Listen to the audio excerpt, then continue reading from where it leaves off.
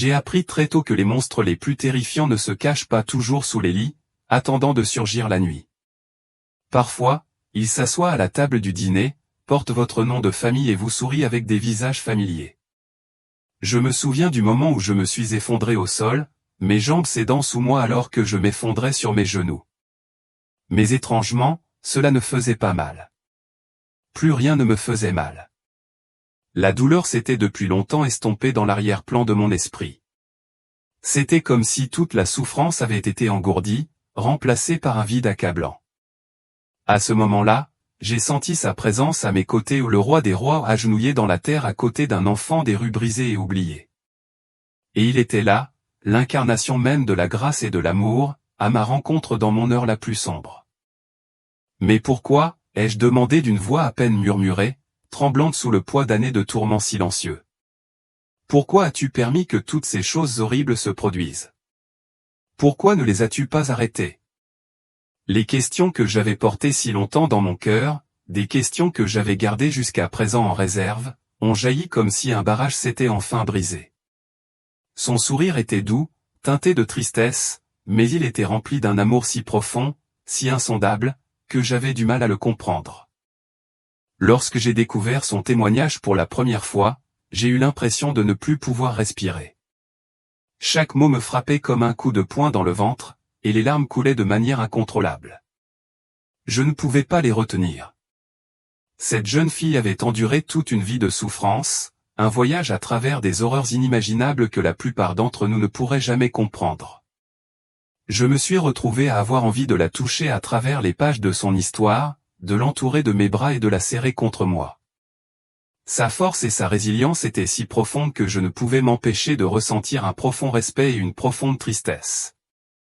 Ce qu'elle avait vécu était digne d'un cauchemar, et pourtant elle était là, disant sa vérité avec une honnêteté brute. Son histoire n'appartenait pas au cinéma, où l'improbable est souvent glorifié, elle était réelle, crue et puissante. C'était un récit forgé dans les recoins les plus sombres du monde, et pourtant, il atteignait la lumière, une lumière si aveuglante, si pure, qu'elle avait le pouvoir de guérir même les cœurs les plus brisés. Je n'oublierai jamais cette nuit à Seattle, debout au bord d'un trottoir trempé par la pluie, serrant contre ma poitrine un morceau de couverture en lambeaux. L'air était épais de nuages, et les rues glissantes de pluie, transformant la ville en un reflet ombragé et froid d'elle-même. Tout autour de moi semblait lourd, oppressant, comme un poids qui pesait sur ma poitrine. Les rues étaient sombres et vides, presque comme si elles reflétaient mon propre vide. Je regardais le trottoir fissuré sous mes pieds, me sentant comme une de ces petites fractures, fragile et sur le point de se briser. À ce moment-là, j'étais perdu, complètement seul, errant dans une ville qui me consumait tout entière, m'engloutissait chaque nuit dans son indifférence. La solitude était étouffante, et il me semblait que l'obscurité ne finirait jamais. Je ne suis pas né ici. Mes premiers souvenirs appartiennent à un petit village oublié d'Europe de l'Est, un endroit où les hivers étaient comme des loups mordants et les étés cuisaient la terre jusqu'à la réduire en poussière.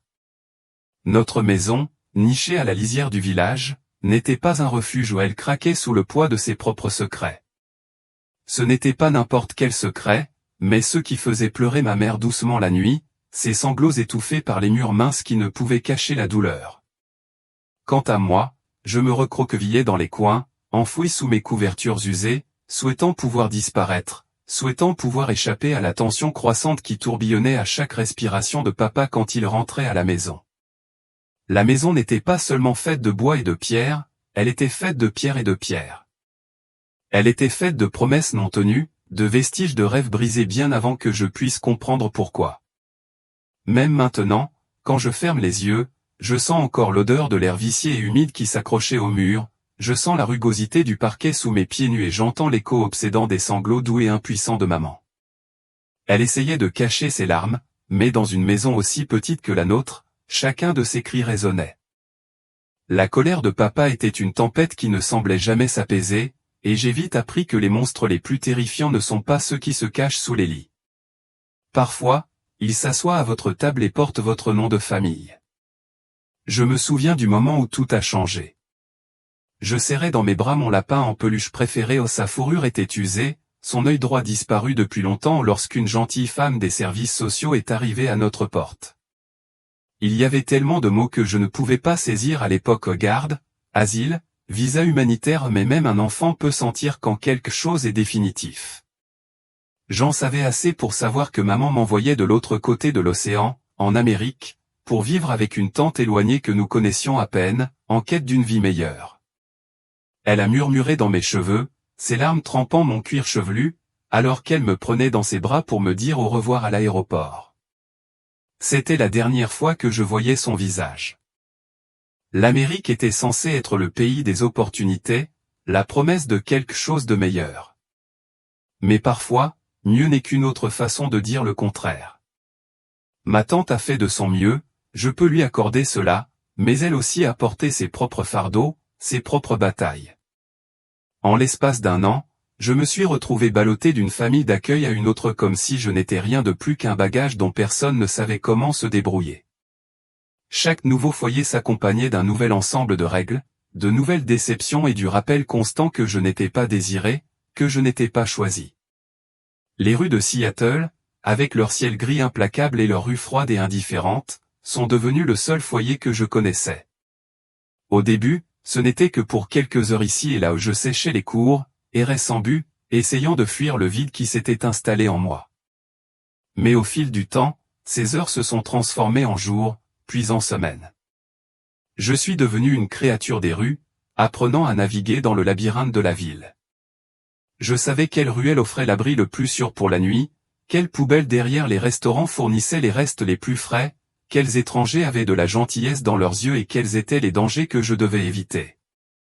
J'ai appris à faire confiance à mon instinct, car, au final, c'était tout ce qui me restait. Je vivais dans un monde qu'aucun enfant ne devrait connaître, un endroit si sombre et si dur que son existence même aurait dû être cachée aux innocents. Et pourtant, j'étais là, une autre ombre sans nom parmi les ombres, à peine visible pour le monde qui m'entourait. J'ai trouvé une sorte de famille dans les décombres des rues où d'autres enfants perdus et oubliés comme moi. Nous nous accrochions les uns aux autres pour survivre, nous nous blottissions les uns contre les autres lors des nuits froides, nous partagions les restes de nourriture que nous pouvions récupérer et nous nous protégions les uns les autres contre les dangers qui rôdaient dans les recoins sombres de notre monde. Dans un endroit comme celui-là, les liens naissaient par nécessité, pas par amour, mais c'étaient les seuls que nous avions. Et pourtant, les rues ont une façon de vous dépouiller lentement de tout ce que vous étiez. Petit à petit, elles vous volent votre innocence jusqu'à ce que vous puissiez à peine vous souvenir de qui vous étiez, de qui vous rêviez de devenir. Et c'est ainsi que je me suis retrouvé avec la poudre. Au début, ce n'était qu'un petit quelque chose, une échappatoire rapide au vide qui me rongeait, une façon de calmer le bruit dans ma tête, d'atténuer la douleur constante de la faim et de la peur. Les enfants plus âgés m'ont dit que cela aiderait. Ils ont dit que cela rendrait le monde plus doux et plus supportable. Ils m'ont promis que tout irait mieux. Mais ils ont menti. Puis est arrivé le 20 décembre 2008, le jour où tout a changé. La pluie tombait en trombe, plus forte que jamais auparavant, transformant la ville en un déluge de gris et de noir, comme si le monde lui-même avait été vidé de ses couleurs. J'étais assis sur un vieux banc rouillé, ma fine couverture usée serrée autour de mes épaules, à la recherche du peu de chaleur qu'elle pouvait me fournir. Mes mains tremblaient tandis que je tenais le petit sac froissé. J'étais tellement épuisé ou épuisé de courir, de me cacher, de ne jamais me sentir en sécurité. Mon âme était fatiguée, alourdie par la peur et la solitude insupportable d'une vie que je n'ai jamais demandée. La poudre me promettait la paix. Il promettait de m'emmener loin de la misère dans laquelle je me noyais. Il promettait de me faire ressentir autre chose que ce vide écrasant. Je ne me souviens pas de l'avoir pris. La seconde d'après, le monde autour de moi s'est mis à tourner de manière incontrôlable, comme si j'étais prise dans une sorte de tourbillon. J'ai essayé de respirer, mais l'air était épais et impossible à saisir. Ma poitrine s'est serrée et avant que je puisse comprendre ce qui se passait, je tombais dans une obscurité plus profonde et plus suffocante que n'importe quelle ruelle dans laquelle je m'étais caché. Et puis sont venues les visions qui allaient me hanter à jamais. J'ai vu des choses qu'aucun enfant ne devrait jamais avoir à voir, des choses si terribles, si belles, qu'elles m'ont fait comprendre, pour la première fois, pourquoi ma mère avait l'habitude de prier si ardemment chaque nuit. J'ai vu l'enfer lui-même, ses flammes se tendant vers moi comme les doigts affamés d'une créature ancienne. J'ai vu des visages tordus par un regret éternel, leurs expressions figées dans le temps, leurs yeux me suppliant, bien que je ne puisse offrir aucune aide. Et j'ai entendu des cris qui semblaient résonner des profondeurs du temps, résonnant à travers les âges. C'était comme si le monde lui-même s'était fissuré, révélant toutes ses horreurs et toute sa douleur. Je tombais dans un abîme sans fin, prise dans l'attraction implacable de ce cauchemar quand soudain, une lumière a percé l'obscurité. Ce n'était pas seulement de la lumière, c'était une brillance pure et inflexible, coupant à travers l'obscurité comme un couteau dans du papier, tranchante et nette. À ce moment-là, j'ai ressenti quelque chose que je n'avais pas ressenti depuis des années, l'espoir. Ce n'était pas grand-chose, mais c'était suffisant pour me faire tenir bon, suffisamment pour m'empêcher d'être entièrement consumé par l'obscurité. Et dans cette lumière, je l'ai vu Jésus. Pas de la manière dont il nous le montrait à l'école du dimanche, pas comme l'image sereine et parfaite peinte sur un mur de classe. C'était réel, aussi réel que, pendant un instant, j'ai presque pu tendre la main et le toucher. Ses yeux étaient plus que de simples yeux, ils étaient pleins d'espoir. Ils étaient l'incarnation de chaque parcelle d'amour que j'avais toujours désiré, un amour plus profond que tous les foyers d'accueil que j'avais traversés, plus compréhensif que les innombrables thérapeutes qui essayaient de réparer ce qu'ils ne pouvaient pas comprendre. Quand il parlait, sa voix ne ressemblait à rien de ce que j'avais connu jusque-là.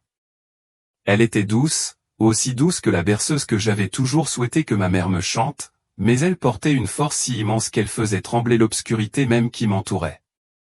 « Mon enfant », dit-il, et ces deux mots contenaient plus d'acceptation que tous les « foyers d'accueil » que j'avais jamais entendus.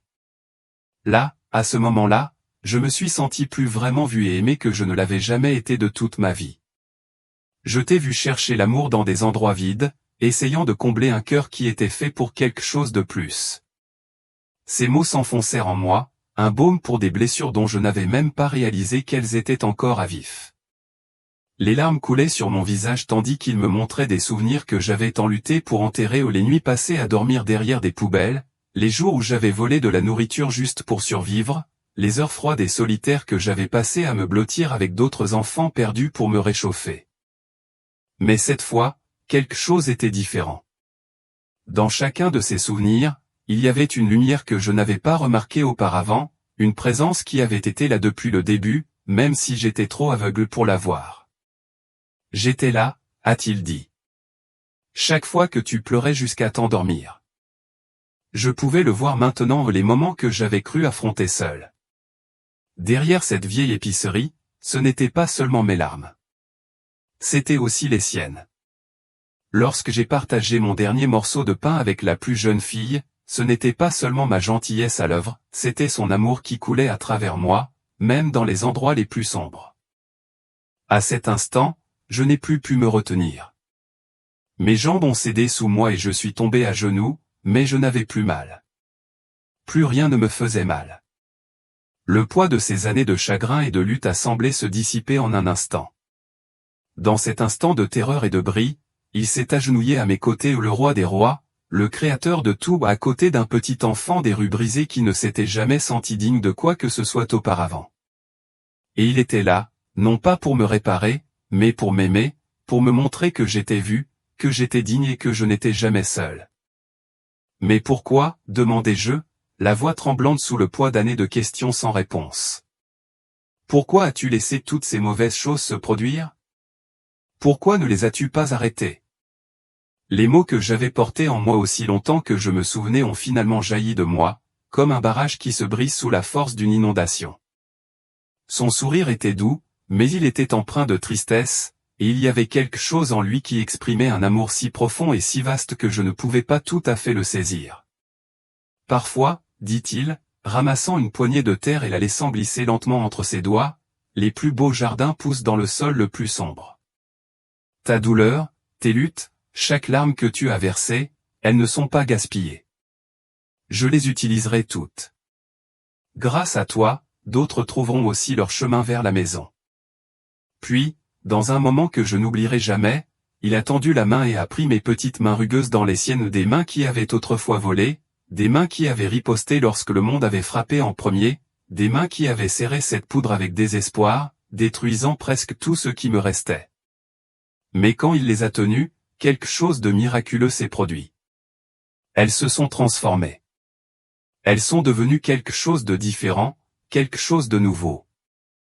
Ces mains, a-t-il dit, sa voix emplie à la fois de douceur et d'autorité, aideront à guérir les autres. Ces pieds, qui se sont enfuis tant de fois, courront maintenant pour aider ceux qui sont dans le besoin. Ce cœur, qui se sentait si vide et brisé, débordera maintenant de suffisamment d'amour pour changer des vies. J'ai regardé dans ses yeux et pour la première fois, je n'ai pas seulement vu la personne que j'avais été. J'ai vu qui je pouvais devenir, celle que j'étais censé être depuis toujours. Dans ce regard, j'ai compris tout ce qui m'était arrivé, chaque moment sombre, chaque chagrin, chaque pas douloureux que j'avais fait. Soudain, tous ces morceaux brisés de ma vie se sont mis en place. Ce n'est pas que la douleur a disparu, mais à ce moment-là, j'ai compris son but. J'ai compris que ma souffrance n'avait pas été vaine. Elle m'avait façonné, préparé à quelque chose de plus grand que ce que j'aurais pu imaginer. Je ne sais pas comment, ai-je murmuré, ma voix à peine audible, me sentant plus petite que jamais, comme si tout le poids de mon passé m'avait écrasé contre terre. Mais quelque part au plus profond de moi, une force grandissait, une lueur de quelque chose que je ne pouvais pas pleinement comprendre mais que je ressentais néanmoins. Tu n'as pas besoin de savoir comment, a-t-il répondu, sa voix ferme et pleine de grâce. Il a essuyé mes larmes d'un toucher si doux, que c'était comme la première lumière de l'aube perçant la nuit la plus sombre. Tu dois juste être prête. Je m'occuperai du reste. Et à ce moment-là, il m'a montré des aperçus de ce qui était encore à venir, des images de visages, d'autres enfants comme moi, dont j'allais toucher la vie et dont j'allais aider à guérir la douleur. J'ai vu des moments de joie dont je n'aurais jamais pu rêver, des moments où j'étais entouré d'amour, de chaleur et de détermination. L'avenir qui s'offrait à moi était si brillant qu'il me faisait mal au cœur, avec une sorte d'espoir que je n'avais jamais connu. Ton histoire, a-t-il dit, est loin d'être terminée, et je te promets que les meilleurs chapitres restent encore à écrire. Ces mots se sont ancrés profondément dans mon âme, et j'ai eu l'impression que le poids de mon passé avait été levé, remplacé par un nouveau sens du but, une nouvelle direction. Quand j'ai ouvert les yeux, le monde n'avait pas changé comme je l'aurais cru. J'étais toujours assise sur ce banc patiné par les intempéries, la pluie tombait toujours en trombes incessantes, le monde tournait toujours avec tout son chaos. Mais tout était différent. J'étais différente. Le vide qui m'avait autrefois consumé avait été rempli de quelque chose que je ne pouvais pas expliquer, quelque chose de chaud, de brillant, d'indéniablement réel. C'était comme si une lumière s'était allumée en moi, une lumière que je ne pourrais jamais éteindre, peu importe à quel point le monde devenait sombre. Les jours qui ont suivi ont été les plus durs que j'ai jamais vécus. Mon corps réclamait la poudre, l'engourdissement qu'elle promettait, mais mon cœur réclamait plus fort quelque chose d'autre, quelque chose de bien plus puissant, quelque chose dont je n'avais jamais pensé être capable, l'espoir. J'avais l'impression que c'était une chose instable et fragile, mais c'était suffisant pour me pousser à aller de l'avant. J'ai trouvé le chemin d'un refuge, un havre de sécurité où une femme aux yeux bienveillants et aux mains douces m'a aidé à traverser le pire. Elle ne m'a pas posé de questions sur mon passé, sur la douleur que j'avais portée si longtemps. Elle m'a simplement tenu la main lorsque les tremblements ont secoué mon corps et a essuyé mon front fiévreux lorsque le délire a embrumé mon esprit. Sa compassion a été une bouée de sauvetage, mais le véritable miracle n'était pas encore arrivé. Les semaines ont passé, et à chaque semaine, je suis devenue plus forte et plus sûre du chemin à suivre. L'employé du refuge, qui était devenu une source constante de réconfort et d'encouragement, m'a aidé à chercher ma famille et une famille que je pourrais aussi construire. Et puis, un jour, nous l'avons retrouvée. Ma mère. La femme que je croyais perdue à jamais. Elle n'était pas morte, comme je l'avais craint pendant ces longues années de silence. Elle aussi avait réussi à rejoindre l'Amérique, son cœur n'ayant jamais renoncé à me chercher. À travers toute l'obscurité, toute la séparation, elle n'avait jamais cessé d'espérer, n'avait jamais cessé de chercher. À ce moment-là, tout ce que j'avais enduré, chaque larme, chaque nuit solitaire, chaque moment de douleur avait soudain pris un sens. Cela m'avait conduit ici, à des retrouvailles que j'avais crues impossibles, à une seconde chance dans une vie à laquelle j'avais presque renoncé. Le jour où nous nous sommes retrouvés, dans un petit bureau du bâtiment des services sociaux, j'ai eu l'impression que quelque chose sortait des pages d'un rêve trop surréaliste pour être réel, mais qui se produisait indéniablement. Elle avait l'air plus âgée que dans mes souvenirs, ses cheveux grisonnants aux tempes, son visage ridé par des années de difficultés. Mais ses yeux, ils étaient les mêmes. Ses yeux étaient remplis de tout l'amour et de la douleur que nous avions tous les deux portés pendant si longtemps. Au début, nous n'avons pas parlé. Au lieu de cela, nous avons couru l'un vers l'autre, les bras grands ouverts, les larmes coulant sur nos visages. Nous avons ri à travers nos sanglots, nous excusant tous les deux pour des choses dont aucun de nous n'était responsable. Et à ce moment-là, j'ai pu sentir le plan de Dieu se dérouler devant moi, une tapisserie de douleur et de grâce qui se bouclait enfin.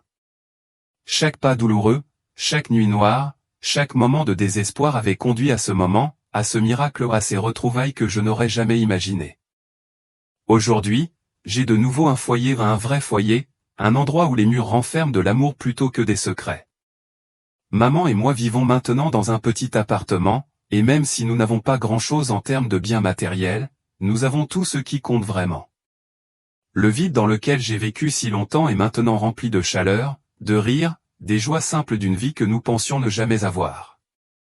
Je vais à l'école maintenant, une vraie école, où les professeurs se soucient et sourient, et où les enfants n'ont pas à faire semblant d'aller bien alors qu'ils ne vont pas bien. Pour la première fois, je comprends ce que signifie être en sécurité, être vu, être vraiment pris en charge.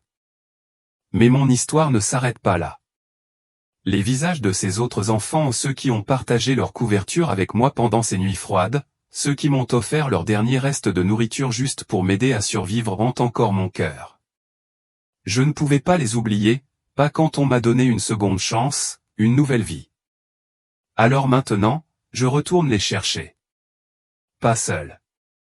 Je travaille avec un programme de sensibilisation des jeunes, une occasion de redonner ce que j'ai reçu autrefois, de la compassion, de la nourriture et de l'espoir. Chaque week-end, je marche dans les mêmes rues que j'avais l'habitude d'appeler chez moi, portant des repas chauds, des couvertures chaudes et quelque chose d'encore plus important, de l'espoir. L'espoir que peut-être, juste peut-être, ils trouveront eux aussi le chemin d'une nouvelle vie. Certains disent que mon histoire est trop sombre pour qu'un enfant l'ait vécue, et que personne ne devrait avoir à endurer les choses que j'ai endurées. Certains disent que c'est trop miraculeux pour être réel, trop incroyable. Mais je connais la vérité. Je sais que chaque cicatrice, chaque larme, chaque moment de désespoir et chaque éclat de joie ont fait partie de mon histoire. Je sais que parfois, les plus grands miracles de Dieu ne ressemblent pas à ceux que nous lisons dans les livres de contes. Parfois, ce ne sont pas des moments grandioses et dramatiques.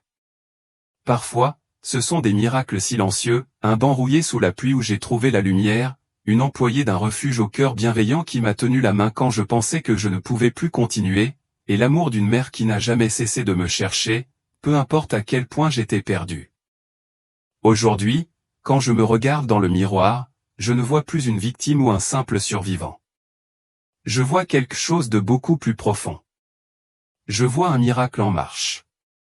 Je vois la preuve vivante qu'aucune obscurité, aussi épaisse ou étouffante soit-elle, n'est jamais trop profonde pour que la lumière de Dieu la perce.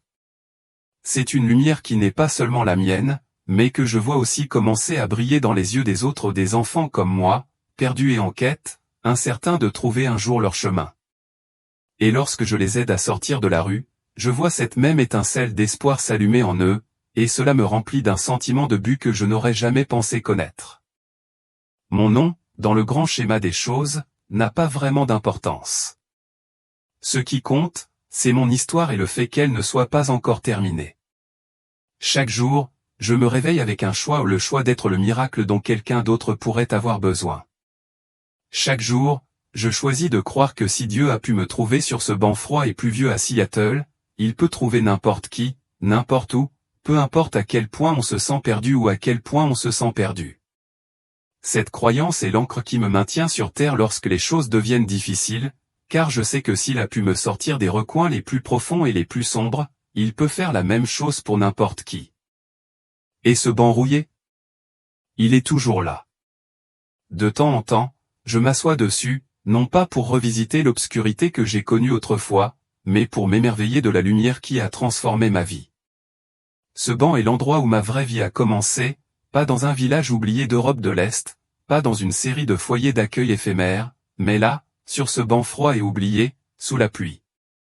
C'est là, à ce moment-là, alors que je pensais être au bout du tunnel, que j'ai découvert que je commençais tout juste à vivre.